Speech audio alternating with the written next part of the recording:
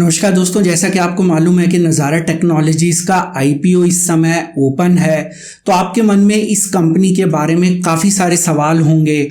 तो दोस्तों, आज के इस वीडियो में हम 10 पॉइंट्स की सहायता से जानेंगे कि ये कंपनी करती क्या है, इसका बिजनेस मॉडल क्या है, जिस डोमेन में ये कंपनी काम कर रही है उसका फ्यूचर स्कोप कैसा है, इस कंपनी के फाइनेंशियल्स कैसे हैं, आप इस आईपीओ के अंदर किस तरीके से निवेश कर सकते हैं, और लास्ट में दोस्तों कि क्या मुझे इस आईपीओ में निवेश करना चाहिए या नहीं। तो दोस्तों, इन सभी बातों की चर्चा हम आज के इस वीडियो में करेंगे।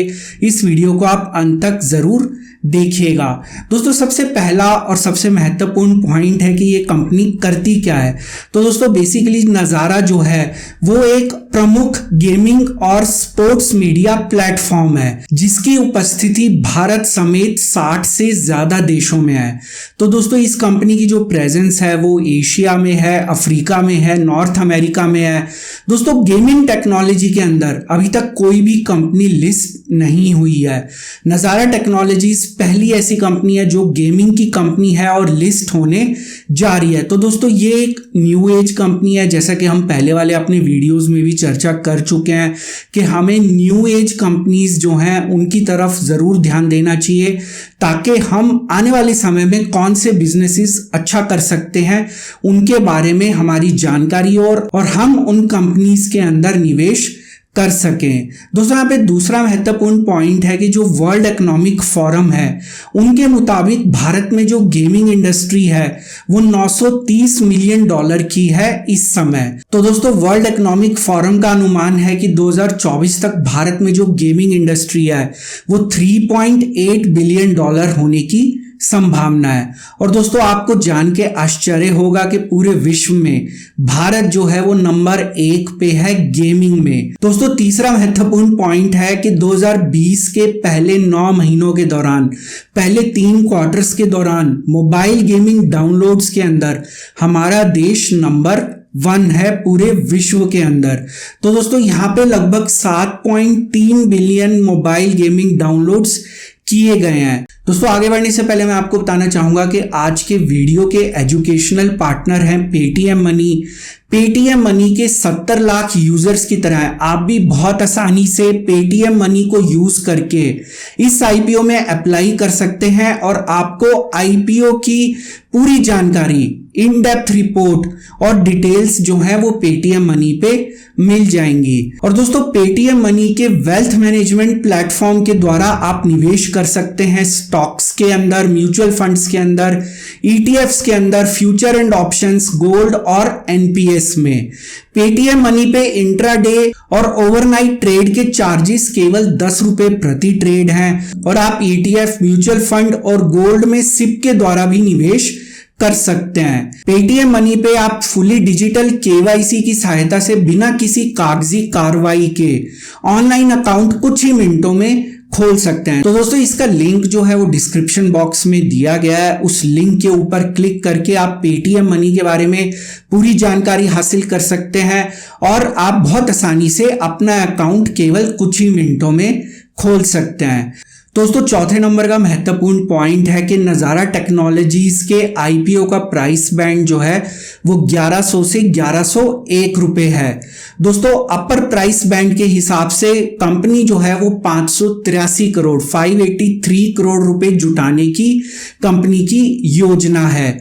दोस्तों, इस आईपीओ के द्वारा 52.9 लाख शेयर्स जो है प्रमोटर्स के और इस कंपनी के शेयर होल्डर्स के उनके द्वारा बेचे जा रहे हैं। दोस्तों, नज़ारा टेक्नोलॉजी के आईपीओ के लिए जो लॉट साइज है वो 13 शेयर्स का रखा गया है। इसका मतलब कि आपको कम से कम 13 शेयर्स की बिड लगानी पड़ेगी। दोस्तों, ये जो इशू है वो 17 मार्च 2021 को खुलेगा और 19 मार्च 2021 को बंद होगा। दोस्तों, यहाँ पे 5वें नंबर का महत्वपूर्ण पॉइंट है कि ग्रे मार्केट प्रीमियम जो है इस पर्टिकुलर शेयर का वो इस समय लगभग 620 रुपए प्रति शेयर है। दोस्तों, 6ठे नंबर का महत्वपूर्ण पॉइंट है कि नज़ारा टेक्नोलॉजीज के अंदर श्री राकेश झुनझुनवाला जी की 11.51% हिस्सेदारी है।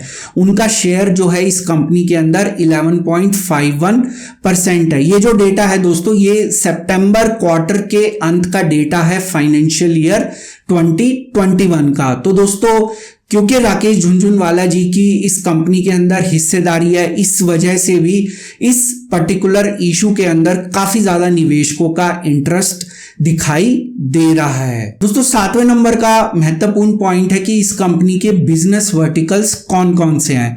दोस्तों यहां मैं आपको बताना चाहूंगा कि इस कंपनी का जो रेवेन्यू है 39% जो रेवेन्यू है वो गेमिफाइड लर्निंग वर्टिकल से आता है। ई स्पोर्ट्स जो बिजनेस वर्टिकल है वो लगभग 32% जो रेवेन्यू है वो कंट्रीब्यूट करता है। प्रीमियम कंटेंट जो है वो 5% रेवेन्यू कंट्रीब्यूट करता है।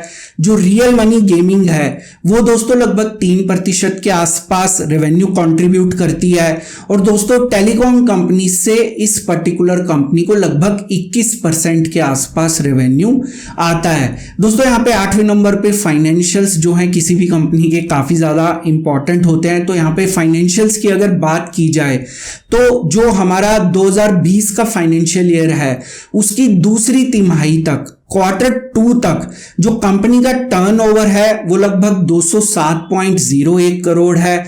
और दोस्तों इस कंपनी का जो लॉस है पहले 2 क्वार्टर्स के अंदर वो 10.11 करोड़ के आसपास है। दोस्तों अगर पिछले 3 फाइनेंशियल ईयर्स के एवरेज की बात की जाए तो इस कंपनी का EPS जो है वो 1.88 रुपीज है। और दोस्तों average RONW return on net worth दोस्तों ये जो है 1.30% है। और दोस्तों इस कंपनी की जो प्राइस टू बुक वैल्यू है वो 6.54 है। और इस कंपनी का प्राइस टू अर्निंग रेशियो जो है वो नेगेटिव है। दोस्तों 9वें नंबर का पॉइंट काफी महत्वपूर्ण है जो आपके लिए जानना बहुत जरूरी है।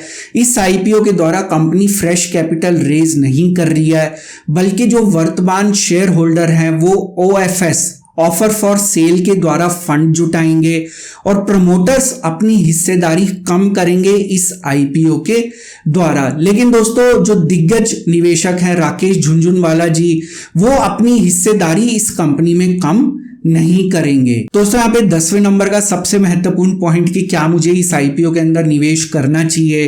तो दोस्तों इसका जवाब ये है कि अगर आप लिस्टिंग गेन के लिए इस IPO के अंदर निवेश करना चाहते हैं तो आप इसके ग्रे मार्केट प्रीमियम और ये इशू कितना प्रतिशत सब्सक्राइब होता है, इसकी परसेंटेज सब्सक्रिप्शन कितनी है, उसके बेसिस पे आप ये डिसाइड कर सकते हैं। इस समय जो ग्रे मार्केट प्रीमियम है जैसा कि मैंने आपको बताया 620 रुपए प्रति शेयर के आसपास है। लेकिन परसेंटेज सब्सक्रिप्शन के ऊपर भी नजर रखिए। इन दोनों फैक्टर्स के बेसिस के ऊपर आप डिसाइड कर सकते हैं कि आपको इस IPO के अंदर लिस्टिंग गेन के लिए निवेश करना चाहिए या नहीं करना चाहिए। अगर आप एक बहुत लंबी अवधि के निवेशक हैं तो मैं आपको केवल एक ही महत्वपूर्ण पॉइंट बताना चाहूंगा कि फाइनेंशियली ये जो IPO है या ये जो इशू है ये ओवर प्राइस्ड है। मैं आपको इसके फाइनेंशियल्स के बारे में पहले ही बता चुका हूं। इस कंपनी का PE जो है वो नेगेटिव है। तो दोस्तों मुझे उम्मीद है कि नज़ारा टेक्नोलॉजीज के IPO से संबंधित आपके जितने भी सवाल थे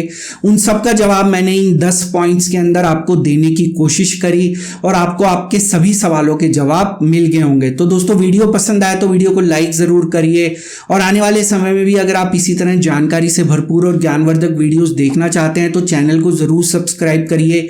सब्सक्राइब के ऑप्शन इस समय आपकी स्क्रीन पे विजिबल है। आप नीचे दिखाए गए लाल रंग के सब्सक्राइब बटन को भी दबा सकते हैं।